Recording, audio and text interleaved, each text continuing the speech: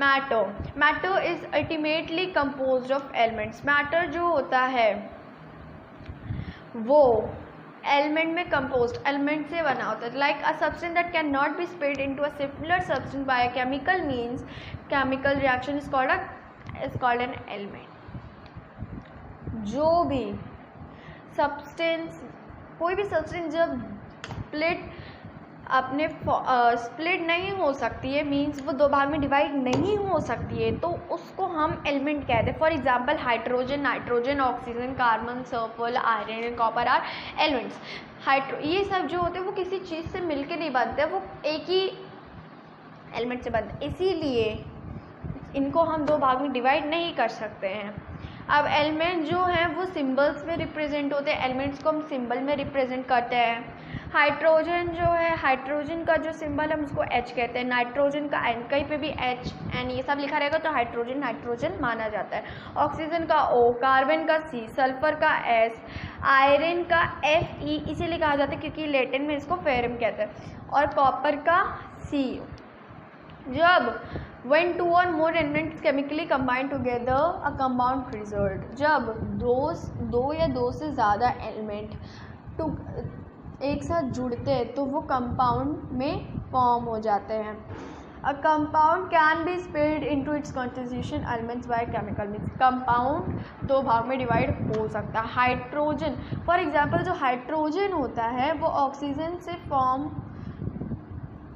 Hydrogen combines oxygen to form water. Hydrogen जब oxygen में combine होता है, हाइड्रोजन ऑक्सीजन जब दोनों कंबाइन होते हैं, एक दूसरे से जुड़ते हैं तो वो वाटर बनाते हैं। ठीक है, अब वाटर को हम दो पार्ट में डिवाइड कर सकते हैं, जैसे कि वाटर को हम हाइड्रोजन और ऑक्सीजन में डिवाइड कर सकते हैं। कार्बन और ऑक्सीजन मिलके कार्बन डाइऑक्साइड बनाते हैं, और कार्बन डाइऑक्साइड को हम दो पार्ट में डिवाइड कर सकते हैं, कार्बन और ऑक्सीजन।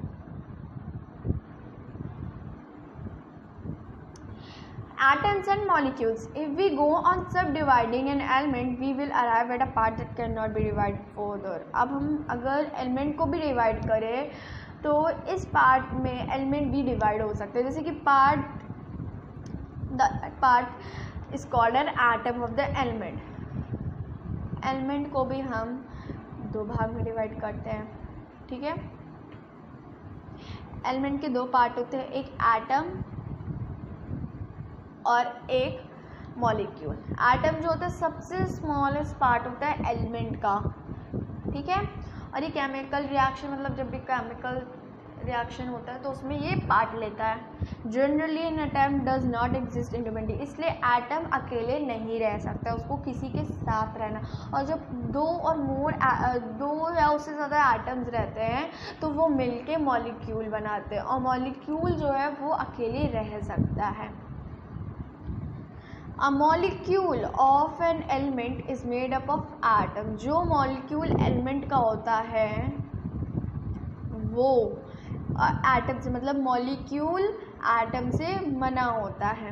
ठीक है, अ मॉलिक्यूल की एक सिंपल सी डेफिनेशन जान लीजिए। A molecule is the smallest part of an element or a compound that is capable for independent action. Molecule जो है वो एलिमेंट और कंपाउंड दोनों का ही स्मॉलेस्ट पार्ट है, लेकिन एटम जो है वो सिर्फ एलिमेंट का, और मॉलिक्यूल जो है वो अकेले जा सकता है, अकेले कहीं पे भी जा सकता है।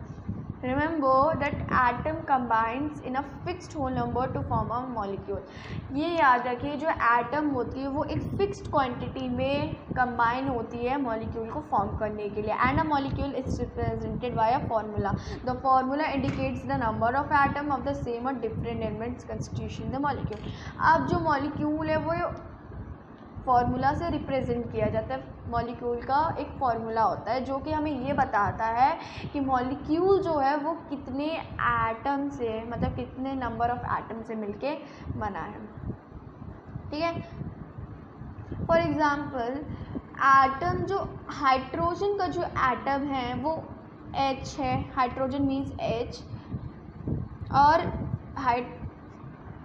फिर वो अनदर हाइड्रोजन के एटम से मिलके हाइड्रोजन, मतलब एक हाइड्रोजन का एटम दो हाइड्रोजन के एटम मिलके एक हाइड्रोजन का मॉलिक्यूल बनाते हैं। ठीक है, मान लीजिए हाइड्रोजन इधर है और उसी हाइड्रोजन में 2 एटम है जो कि मिलके फिर उस हाइड्रोजन का मॉलिक्यूल रिप्रेजेंट कर रहे हैं। नाउ यहाँ पे भी वही सब दिया हुआ है। उसके बाद है let us see how a molecule of a compound is represented by formula. अब देखते हैं कि जो कंपाउंड का मॉलिक्यूल होता है वो कैसे रिप्रेजेंट करते हैं फॉर्मूला से। जब 2 एटम्स हाइड्रोजन के combine with 1 atom of oxygen to form a molecule of water. जब एक एटम हाइड्रोजन का मिलके एक दूसरे एटम ऑक्सीजन का मिलके वाटर बनाते हैं, ठीक है, और ये फॉर्मूला कहलाता है H2O, क्योंकि हाइड्रोजन प्लस ऑक्सीजन, हाइड्रोजन और ऑक्सीजन को प्लस करके ही तो वाटर बनता है, इसीलिए यहाँ पे फॉर्मूला है H2O। ओके, इसीलिए जो फॉर्मूला अमोनिया मॉलिक्यूल का होता है वो NH3 होता है, ठीक है। Remember that if the sample of an element or a compound is pure, the formula of its molecule does not। ये याद रखिए, जो सैम्पल होता है एलिमेंट का या कंपाउंड का, अगर वो प्योर है तो उसका मॉलिक्यूल का जो फॉर्मूला है वो कभी नहीं चेंज होगा। मान लीजिए जो भी एलिमेंट और कंपाउंड का कोई भी सैंपल ले लीजिए और अगर उसका सैंपल एकदम प्योर है तो उसके बाद उसका जो फॉर्मूला, कभी कभी फॉर्मूले चेंज हो सकते हैं लेकिन इसका फॉर्मूला कभी नहीं चेंज होगा। This means that the number of the combining atom are fix. इसका मतलब है जो एटम्स को कंबाइन, जो नंबर ऑफ एटम्स जितने कंबाइन होते हैं वो फिक्स्ड है। अब यहाँ पे लिखा है what holds together atom and molecules. There are forces of attraction that held together the atoms in a molecules and the molecules in matter. वहाँ पे कुछ फोर्स होते हैं जो कि एटम्स को मॉलिक्यूल में और मॉलिक्यूल्स को मैटर में हेल्ड करते हैं। The force that held any 2 atoms in a molecule together is called a chemical bond. जब कोई 2 एटम को मॉलिक्यूल में कोई भी फोर्स जब 2 एटम को चिपका के रखते हैं तो उसे केमिकल बॉन्ड कहते हैं। ये याद रखिएगा, जब मॉलिक्यूल्स को एक साथ रखा जाता है तो वो इंटरमॉलिक्यूलर फोर्स होता है, लेकिन जब यहाँ पे एटम्स को एक साथ जो फोर्स रखता है उसको केमिकल बॉन्ड कहते हैं। You have already learn the molecules are held together in a matter by a intermolecular force और coefficient. One should remember that a chemical bond is much stronger than an intermolecular force. आपने तो ये पढ़ ही लिया है कि matter में intermolecular force और कोएफिशिएंट है वो मॉलिक्यूल्स को एक साथ रखता है, ठीक है। उसके बाद है, अभी आपको एक चीज़ और याद रखनी कि जो केमिकल बॉन्ड होता है वो इंटरमॉलिक्यूलर फोर्स से ज़्यादा स्ट्रॉन्ग होता है। सो एटम्स जो होते हैं वो और ही तेज से हेल्ड होते हैं, वो और ही मतलब जो एटम्स और ज़्यादा फोर्स से अट्रैक्ट होते हैं, इसीलिए एटम्स को सेपरेट करना बहुत अलग है। मॉलिक्यूल्स को मे भी हम अलग कर सकते हैं बट एटम्स को we can not do that. अब यहाँ पे हमारा चैप्टर ख़त्म है। अब ये पॉइंट्स टू रिमेंबर आ गए हैं।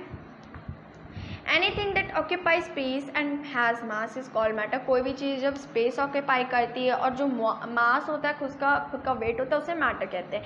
ये जो पॉइंट्स टू रिमेंबर है ये आपको याद रखने हैं, आप इसे कॉपी में भी नोट डाउन कर सकते हैं।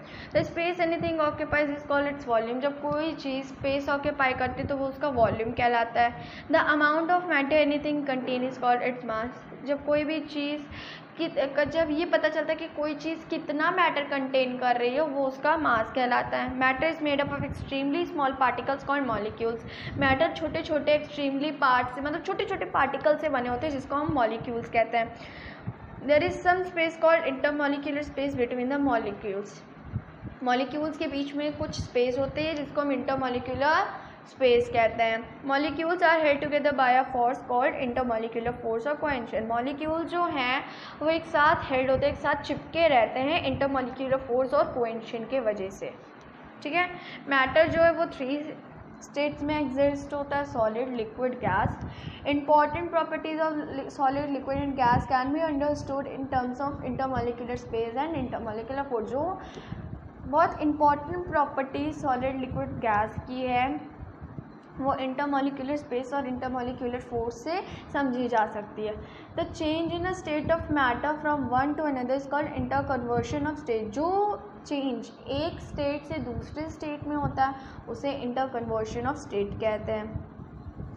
जो एलिमेंट होता है सब्सटेंस में, an element is a substance that can not be split into simpler substance bye chemical means. Element जो एक सब्सटेंस होता है वो दो भाग में डिवाइड नहीं हो सकता। For example hydrogen, nitrogen, oxygen. ठीक है। A compound is a substance that can be split or broken down into simpler substance by a chemical mean. लेकिन कंपाउंड जो है वो दो भाग में डिवाइड हो सकता है। For example carbon dioxide, carbon plus oxygen is equal to carbon dioxide. Matter is made up of extremely small parts called molecules that can exist independently। जो molecules होते हैं, matter बहुत छोटे छोटे पार्टिकल्स से बना होता है, उनको molecules कहते हैं। और जो molecules है वो freely exist कर सकते हैं, वो कहीं पे भी जा सकते हैं। molecule जो है वो molecules भी छोटे छोटे पार्ट से बने होते हैं जिसे एटम कहते हैं, लेकिन वो अकेले नहीं जा सकते हैं। A molecule of an element is made up of atom of only one kind। जो molecule element में पाया जाता है वो सिर्फ एक kind का बना रहता है, लेकिन जो molecule compound में रहता है वो एक, दो, तीन, उससे दो या उससे ज़्यादा atom से बना होता है। The force that holds atom together is called a chemical bond। जो force atom को एक साथ रखते हैं उसे chemical bond हम कहते हैं। A chemical bond is much stronger than an intermolecular force। जो chemical bond होता है वो intermolecular force से बहुत ज़्यादा strong होता है। तो हमारा ये चैप्टर यहाँ पे ख़त्म होता है। ये एक डेमो क्लास थी। अगर आपका रिस्पांस अच्छा रहेगा तो आगे हम और भी ऐसी वीडियोस लाते रहेंगे, पर उसके लिए सब्सक्राइब करना मत भूलिएगा और साथ ही साथ बेल आइकन पे भी।